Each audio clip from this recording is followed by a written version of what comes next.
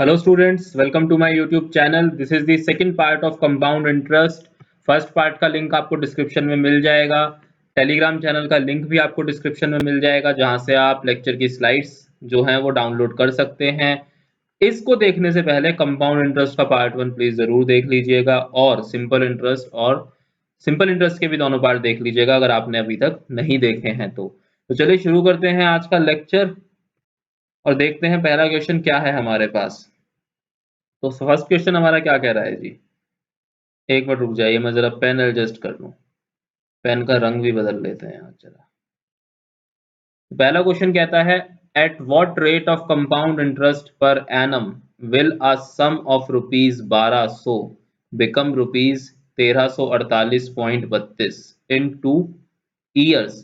तो हमें rate of interest निकालना है और टाइम पीरियड हम लोगों को दिया हुआ है, अमाउंट हम लोगों को दिया हुआ है। कर लेते हैं जी। देखिए एक तरीका तो ये है कि आप यहां से उठा लें, ऑप्शन से कर लें इस क्वेश्चन को, लेकिन ऑप्शन से क्या आपको वन बाय वन सारे चेक करने पड़ेंगे, लेकिन वो तो पॉसिबल नहीं है। तो इसलिए इसको कैसे करें, फॉर्मूला से ही कर लेते हैं। तो amount is equal to P into 1+r/100 amount कितना है जी 1348.32, पी कितना है 1200, और ये अगर मैं आर को मैं आर ही मान लूं तो ये कितना बचेगा यहाँ पर मेरा 100+r, that is 100+r upon 100 की पावर 2 है। तो ये एक बार और ले लीजिए अपॉन 100। अब मेरे को इस r की वैल्यू निकालनी होगी, कुल मिला के बात ये हुई।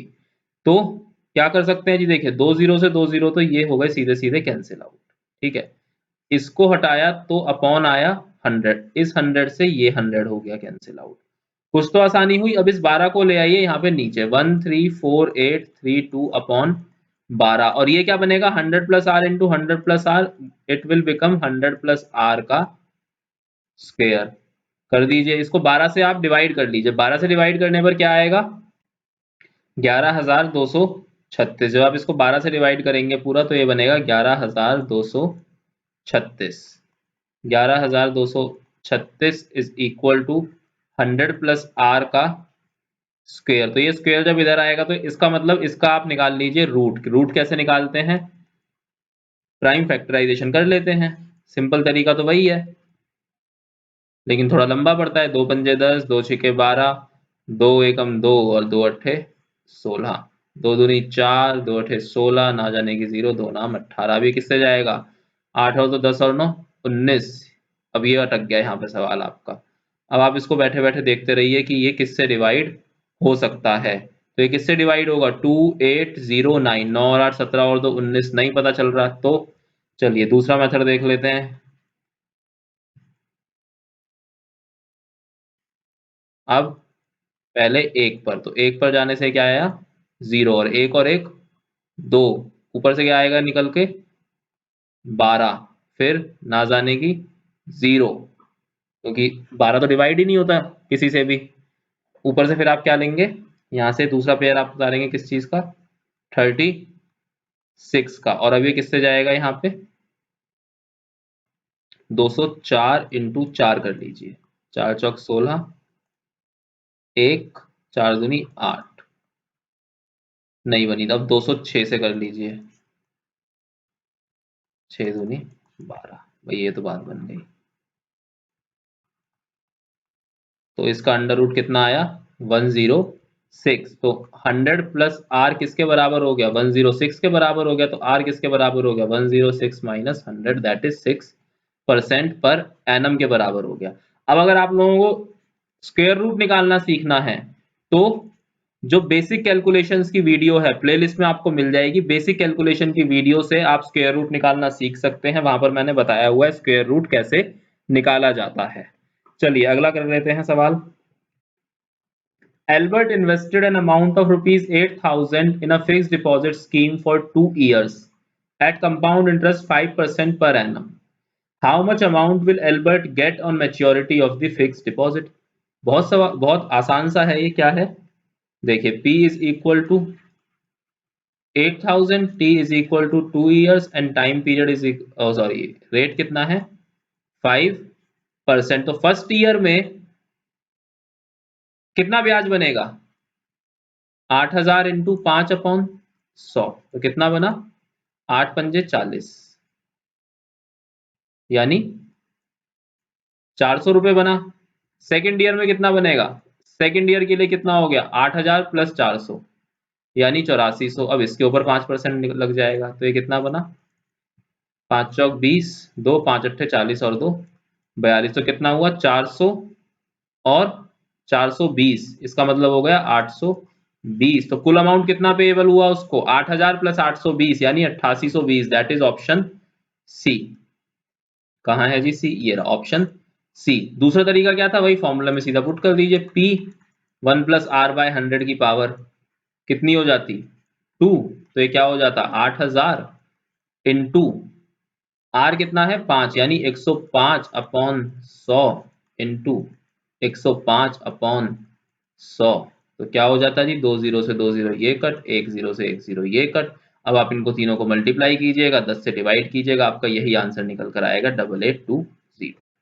Next question. Simple interest on a certain sum of money for 3 years at 8% per annum is half the compound interest on rupees 4000 for 2 years at 10% per annum. The sum placed on simple interest.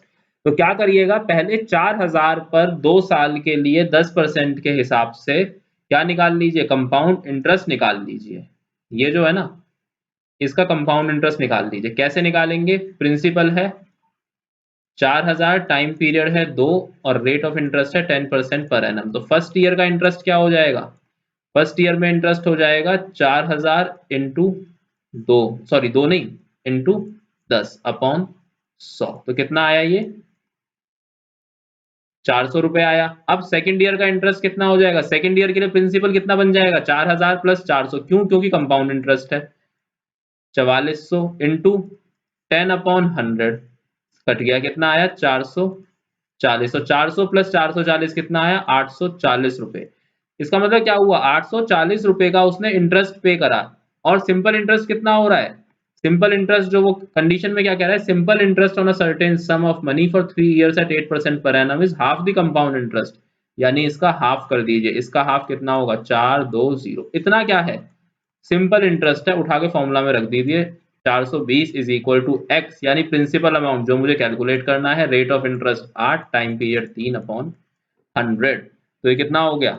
इससे तो सबसे पहले यहाँ पे काटिए, 140 हो गए। ये कितने हुए? 2 4, 2 सत्ते 14, 0 2 और 35। तो x की वैल्यू कितनी आ गई? यहाँ पर सीधा जाएगा तो वो x की वैल्यू आपकी आ गई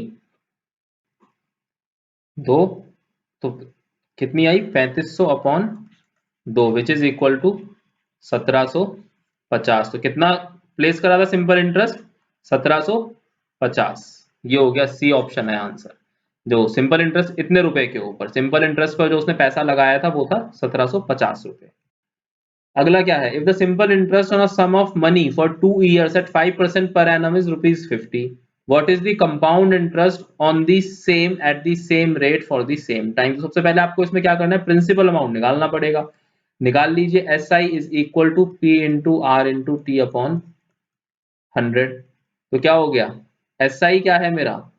एस आई है मेरा 50 रुपए। प्रिंसिपल मुझे निकालना है, रेट ऑफ इंटरेस्ट 5 है, टाइम पीरियड 2 है, अपॉन 100। तो 5 10 2 5, तो प्रिंसिपल कितना हो गया मेरा?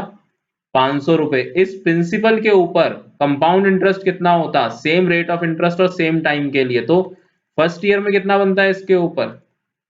500 इंटू 5/100 कितना बनता जी? 25 रुपए का। नेक्स्ट केस में प्रिंसिपल कितना हो जाता सेकंड ईयर के लिए? ये 25 इसमें ऐड हो जाते, यानी 525 इंटू 5/100। तो ये कितना आया आपका? थोड़ा सा छोटा कर लेते हैं इसको, 25 से कट कर लीजिए। 4 25 दूनी 50, 2 25 एकम 25, ये कितना होगा? 5 एकम 5 और 5 दूनी 10/4। तो ये कितना हुआ? 4 दूनी 8, बचेंगे 2, 4 छिंग 24, 26.25। इन दोनों को ऐड कर लीजिए तो कितना हुआ? 25 प्लस 26 51.25 रुपए। 5215 51.25 रुपए, यानी A option is correct answer. The difference between simple interest and compound interest on ₹1200 for 1 year at 10% per annum reckoned half yearly is, अब क्या है देखिए, पहले केस में प्रिंसिपल है 1200, सिंपल इंटरेस्ट की बात कर रहा हूं मैं अभी, तो रेट ऑफ इंटरेस्ट हो जाएगा 10/2 यानी 5%। क्यों कर रहे हैं? क्योंकि टाइम पीरियड जो है वो आधा हो गया, हाफ ईयरली। हाफ ईयरली का मतलब क्या है? 6 महीने के 2 साइकिल हो जाएंगे। तो सिंपल इंटरेस्ट कितना बनेगा जी? 1200 इंटू 5/2 100, तो कितना हो गया? 12 पंजे 60 दूनी 120। तो ये तो हुआ मेरा सीधा सीधा सा सिंपल इंटरेस्ट। अब बात कर लेते हैं यहीं पर कंपाउंड इंटरेस्ट की। तो कंपाउंड इंटरेस्ट में क्या होगा? कंपाउंड इंटरेस्ट में 6 महीने के बाद जो ब्याज मिलेगा वो ऐड हो जाएगा प्रिंसिपल में, यानी पी कितना है मेरे पास? 1200 और रेट ऑफ इंटरेस्ट कितना है? 5%। तो कितना होगा? 1200 इंटू 5/100। ये क्या है? फर्स्ट 6 मंथ्स का है, पहले 6 महीने का। तो कितना आया ये? 2 जीरो से 2 जीरो कट गए, 12 पंजे 60। तो कितना आ गया? 1200 प्लस 60 यानी 1260 अपॉन 500। ये किसके लिए है? सेकेंड पीरियड ऑफ 6 मंथ्स जो है ये उसके लिए है। तो 1 जीरो से 1 जीरो और कट, 5 2 2 छिक्के 12 1 यानी 61। कितना आया ऐड होके? 60 प्लस 61 यानी 121। तो डिफरेंस क्या होगा? 121 minus 120 which is equal to 1। तो ऑप्शन कौन सा आया जी? None of these. The difference between compound interest and simple interest on an amount of 15,000 for 2 years is 96. What is the rate of interest per annum? Rate of interest निकालना है जी per annum पर। यहां पर देख लीजिए, rate of interest को मैं x ले लेता हूं थोड़ी देर के लिए। यहाँ पर सिंपल इंटरेस्ट मेरा कितना आया होगा? अमाउंट है 15,000 इंटू 2 इंटू एक्स अपॉन 100। तो कितना आया? 150 इंटू 2 300x तो आया था मेरा simple interest. Amount compound interest के अमाउंट कितना आएगा? P1 प्लस R बाय 100 की पावर कितना है जी? 2 है। ये कितना आएगा इसका मतलब? 15,000 100 प्लस x अपॉन 100 की पावर 2। कंपाउंड इंटरेस्ट निकालने के लिए मुझे क्या करना पड़ेगा? इसमें से 15,000 को माइनस करना पड़ेगा। तो कर देते हैं हम माइनस 15,000। 15,000 को कॉमन ले लीजिए। 15,000 को कॉमन लेने के बाद अंदर कितना बचेगा? 100 प्लस एक्स की पावर 2 अपॉन इतना बचेगा ये। तो 3 जीरो से 3 जीरो, तो ये सीधा सीधा सा कैंसिल आउट हो जाएंगी। अब ये क्या बचा? ये अब कितना बच गया टोटल आपका? 15 100 प्लस एक्स की पावर 2 अपॉन 10, ये बच गया। अब आपको इसको कैसे सॉल्व करना पड़ेगा? इसमें से अगर आप 300x माइनस कर देते हैं तो आपके पास आंसर कितना आता है? 96 आ जाता है। तो इन दोनों को आपको माइनस करना पड़ेगा। किसको? इसको और इसको आपको यहाँ पे माइनस करना पड़ेगा। लेकिन एक चीज इसमें छोटी सी यहाँ पर मेरे से एक मिस्टेक हो गई है, वो ये है, ये यहाँ पर ऐसे कैंसिल आउट नहीं हो पाएंगे अभी, क्योंकि जब मैंने 15,000 कॉमन लिया तो यहाँ पर ये -1 भी मुझे बचेगा मेरा। जब ये -1 मेरा यहाँ पर बचेगा तो क्या हो जाएगा ये? तो इस हिस्से को हम दोबारा सॉल्व करते हैं। इस हिस्से को दोबारा सॉल्व करते हैं। कैसे सॉल्व करते हैं पीछे देख लेते हैं। यहाँ पर मेरे पास क्वेश्चन क्या था? यहाँ पर देखिए, 15,000 1 प्लस R बाय 100 की पावर 2 माइनस 15,000। इससे मेरा क्या आता? कंपाउंड इंटरेस्ट निकल के आता। 15,000 कॉमन ले लीजिए। 15,000 कॉमन, ये बनेगा कितना? 100 प्लस R का स्क्वायर अपॉन 10,000 माइनस 1। तो ये क्या बनेगा? 15,000 100 प्लस R का स्क्वायर माइनस 10,000 अपॉन 10,000। ये एलसीएम लेके माइनस कर दिया। अब यहां से 3 जीरो, ये 3 जीरो कैंसिल आउट हो जाएंगे। ये क्या बनेगा? 15। इसका अंदर होल स्क्वायर एक्सपेंड कीजिए। 10,000 plus R square plus 200R minus 10,000 upon कितना है जी? अपॉन 10 बचा हुआ है। अब ये तो क्या हो गया? इस 10,000 से ये 10,000 सीधा सीधा सा कैंसिल हो गया और ये क्या बना अंदर 15r square plus 3000 r upon 10। यहां पर मेरा सिंपल इंटरेस्ट कितना आया था 300x आया था। इसको आप 300r लिख लीजिए, कोई फर्क नहीं पड़ेगा क्योंकि यहाँ पर मैं x की जगह r मान लेता हूँ। ठीक है, यहाँ पर इसको r कर लेते हैं हम लोग क्योंकि हमने नेक्स्ट स्लाइड में पूरा r से सॉल्व कर दिया, तो इसको 300r ले लीजिए। अब अकॉर्डिंग टू द क्वेश्चन क्या है, अगर ये 300r आप इसमें से माइनस कर देते हैं तो ये 96 के बराबर बन जाएगा। अब ले लीजिए फिर से 10, तो ये कितना बना 15r square plus 3000r minus 3000r is equal to 960। 3000r से 3000r कैंसिल आउट, तो 15r square is equal to 960। इससे आप कट कर लेंगे तो ये बनेगा 64। So r square is equal to 64, r is equal to 8% per annum. कौन सा ऑप्शन करेक्ट हुआ 8। तो अगर आप साफ साफ लिख के करेंगे और मेरे वाली गलती नहीं करेंगे डायरेक्ट स्टेप मिस करने की, तो आपका कभी भी गलत नहीं होगा। लेकिन अगर इस तरीके से करेंगे यहाँ पर खुद ही कंफ्यूज हो जाएंगे कि आपने क्या लिखा है। इसलिए क्वेश्चन को सफाई से लिखा कीजिए सॉल्व करते वक्त, ताकि आपकी ये छोटी छोटी मिस्टेक्स ना हो जाएं जैसी हो जाती है मेरे से कभी कभी। ऑल्दो पेपर में मेरे से कभी ऐसी कोई मिस्टेक नहीं हुई, पेपर में मेरे हमेशा सारे क्वेश्चन सही होते हैं। तो सफाई से लिखा कीजिए ताकि ये गलतियां आपसे ना हो।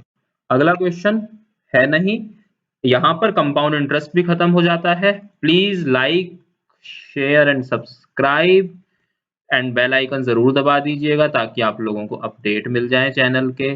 And stay tuned with us, अपनी तैयारी करते रहिए। कोई भी डाउट है तो कहाँ लिखेंगे, मुझे इस ईमेल आईडी पर लिख सकते हैं। So thank you for watching this lecture.